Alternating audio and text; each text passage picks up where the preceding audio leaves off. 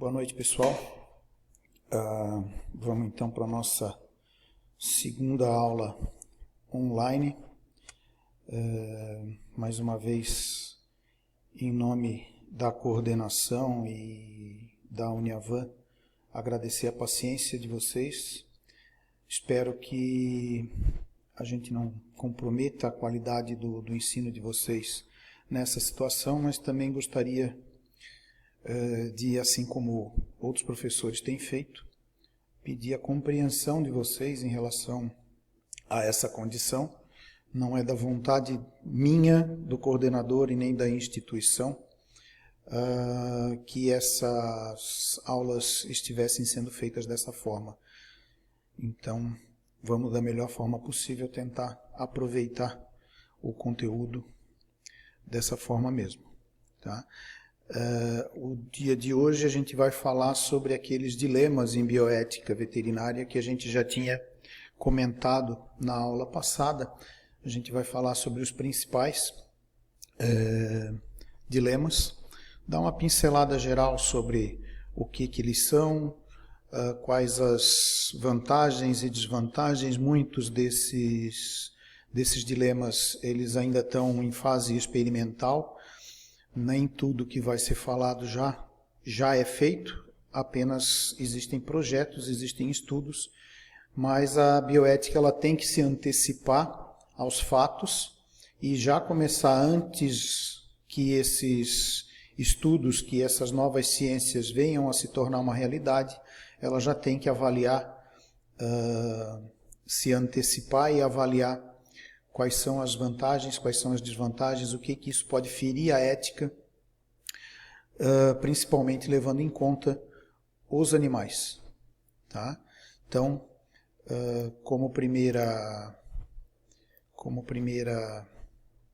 primeiro dilema que a gente vai avaliar, a gente vai falar um pouco sobre os animais transgênicos.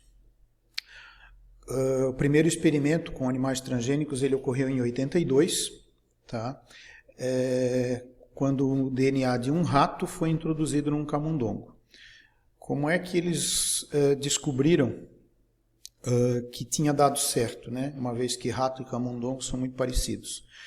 O que aconteceu é que o camundongo, produto dessa transgenia, ele apresentou um tamanho muito maior do que o tamanho habitual da espécie. Posteriormente, o primeiro bovino, o primeiro mamífero, o primeiro bovino, camundongo também, rato também são mamíferos, o primeiro animal de grande porte, transgênico, foi um bovino, em 1997. Eles enriqueceram o leite desses animais com uma proteína que tornava o leite mais nutritivo, para introduzir isso na alimentação de crianças com carência de nutrientes específicos. A maior parte dos estudos na transgenia para a produção de medicamentos e alimentos, ela ocorre na introdução de fluidos corporais, principalmente o leite, que é mais fácil de se conseguir obter. Posteriormente, em 2001, o primeiro primata transgênico foi um macaco rhesus, onde se incluiu no genoma desse animal um gene de uma medusa. A medusa é um tipo de água-viva. O impacto principal desse experimento foi o fato de se ter modificado geneticamente um animal muito próximo do ser humano, levando a se chegar à conclusão de que isso poderia, caso houvesse liberação, ser feito também com o ser humano. Óbvio que isso está, por enquanto, pelo menos, muito fora de cogitação.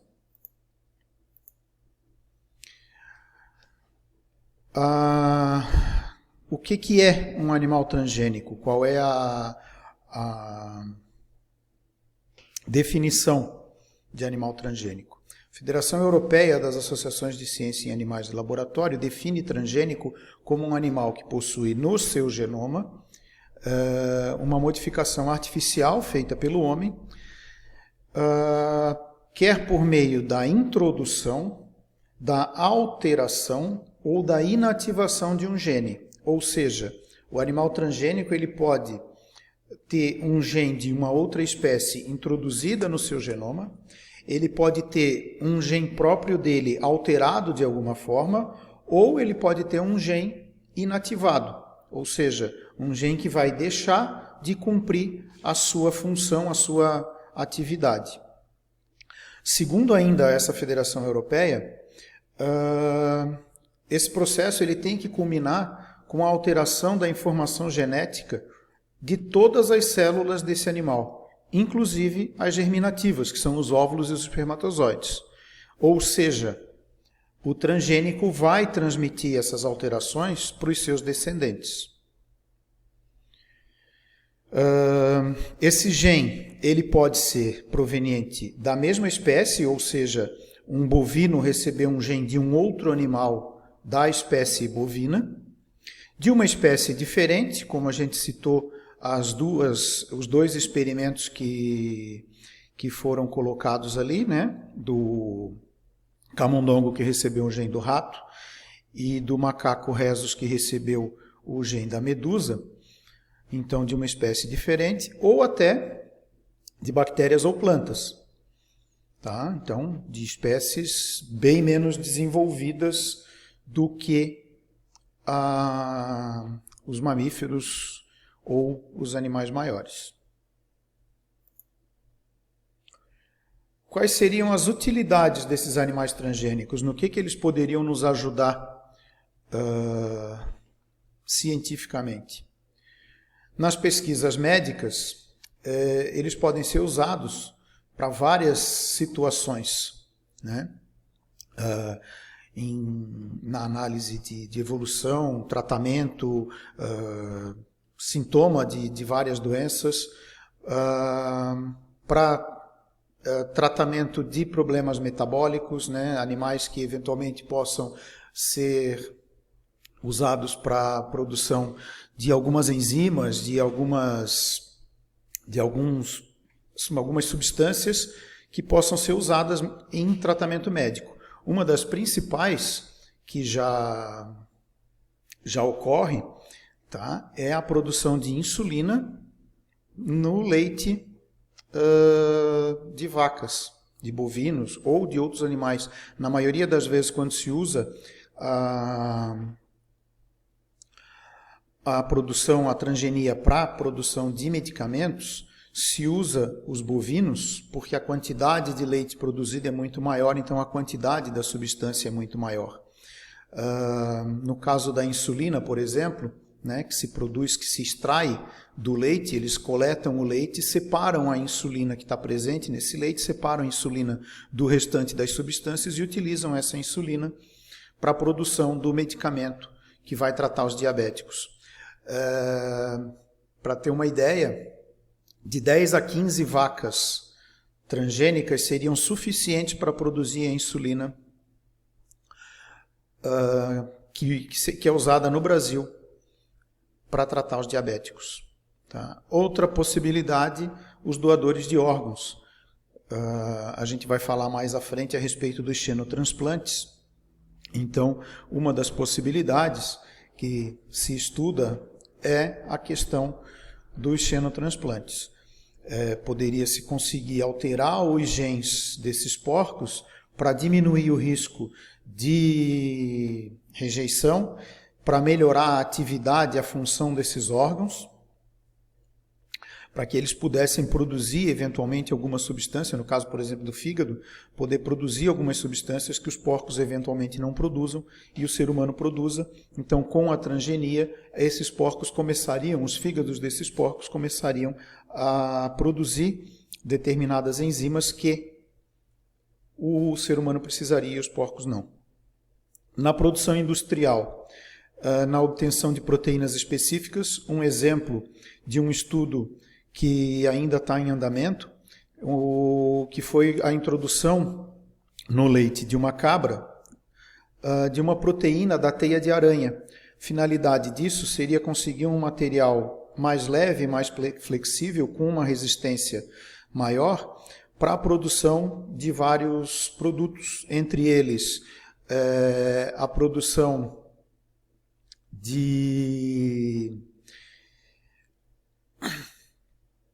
coletes à prova de bala e até de materiais cirúrgicos, fios de sutura, por exemplo. Em relação à agricultura e zootecnia, a finalidade seria, ainda não está em uso, mas existe essa possibilidade, melhoramento da carne e de outros produtos de origem animal, e também na geração de animais mais resistentes a doenças. Então, com a introdução de genes de animais zootecnicamente melhores, no caso com uma produção de uma musculatura mais evidente, mais avantajada, se conseguiria fazer com que futuros animais tivessem uma quantidade de carne maior do que os animais normais. A produção de leite com menos gordura, a produção de ovinos com maior quantidade de lã e assim por diante. E alguns animais que poderiam ser mais resistentes a determinadas doenças. Então, essas doenças principais aí que causam muita perda na pecuária, por exemplo, febre aftosa ou mastite e uma série de doenças que causam perda de produção, se conseguiria, com o uso de genes relacionados à resistência a essas doenças, fazer com que esses animais tivessem uma resistência maior e uma perda comercial menor desses animais. Uma outra vantagem, uma outra utilidade na questão da toxicologia, na produção de organismos para testes biológicos. A introdução nesses animais de genes humanos poderia permitir que estudos de toxicologia de novos medicamentos pudessem ser feitos em animais, evitando o uso de seres humanos. Com isso, a gente teria uma diminuição na questão dos testes em humanos. A geração de animais resistentes a doenças, que a gente já comentou com relação a isso na produção pecuária. Produção de proteínas recombinantes, ou seja, os bioreatores. Esses animais seriam conhecidos como bioreatores. Enzimas, hormônios, fatores de crescimento que poderiam ser produzidos no leite desses animais e utilizados na medicina. Melhorar o uso de animais de laboratório, fazendo com que, através da transgenia, houvesse uma redução na quantidade de animais utilizados nessa experimentação e na redução do uso de espécies mais próximas do ser humano, como macacos, tudo isso através da introdução desses genes que permitissem que o comportamento desses organismos fosse muito semelhante ao comportamento dos organismos humanos. E na indústria farmacêutica, a chamada humanização de camundongos facilitaria o teste de novas drogas e reduzindo o custo, diminuindo também o tempo para que essa nova droga chegasse às farmácias, uma vez que não haveria a necessidade, em tese, de se fazer tantos testes em seres humanos, que seriam uma etapa mais demorada do estudo de produção dessas drogas, através do uso desses animais. A humanização de camundongos pelo fato de que esses animais teriam no organismo células humanas que facilitariam, que fariam com que eles respondessem como se fosse um ser humano.